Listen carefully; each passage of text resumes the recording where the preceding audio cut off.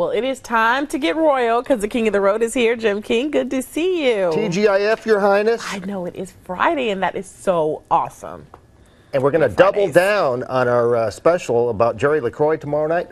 Episode number 2. I'm all in. Of our special.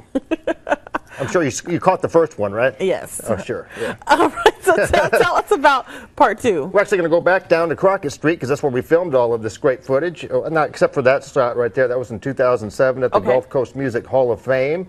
Jerry LaCroix, I think he was being inducted into the Gulf Coast Music Hall of Fame at that show. Gigi Shen, who was a bandmate of his in the Boogie Kings for many years. Of course, Jerry passed away recently.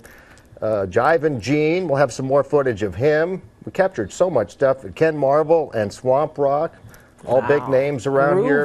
Major cats. Yeah. This guy, I told you, he blew the roof off the place at the Dixie Dance Hall. Parker James will have a complete song of his. His soulful singing is just out of this world. And JAG, J-A-G, which stands for Just Another Group, but they're anything but. Exactly. Got an interview with the world-famous Jivin' Gene and Ken Marvel there backstage at the Dixie Dance Hall. So we got a jam-packed show once again tomorrow night, including this video from Charlie Daniels. He's got a brand new video called Tangled Up in Blue, which was originally done by Bob Dylan. It's a very interesting version. You got some shots of Bob Dylan in there and some old footage, vintage footage of him on stage, the Charlie Daniels Band. And that's sponsored by King's Country at kingscountry.net. Without a doubt, the most magnificent, splendid country music mix on the planet, bar none. Okay, so I have an interesting question. So when you go and you interview these guys, what is the question that you love to ask them? Is there a question in particular, or is it everybody is kind of different? I have to think about that. I really don't know because they're all so different and individual.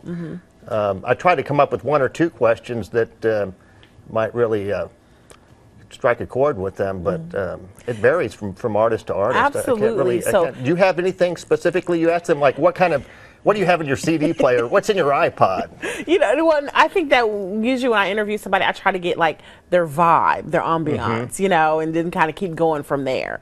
I try not to have too many questions in my mind because then I stick to something, and I want to kind of ask stuff that maybe brings them out of their element a little bit. Do you do their homework? Do you do your homework on them? Do you go to Wikipedia? Maybe study a few facts so you have some facts? Oh, yeah, so at least I know the background of it. Right. Yeah. Maybe I do too much of that. I just need to go for the meat, you know, the real stuff. I'll try that. All right. Well, thanks so much. I'm going to look forward to meeting with you next week. We're going to have some fun. Okay, tomorrow night at 9:30 following local news, but they do have Major League Baseball, so if you're DVRing the show, make sure you get Animation Domination as well. All right. Thanks so much. We'll be right back. You're watching Southeast Texas Live.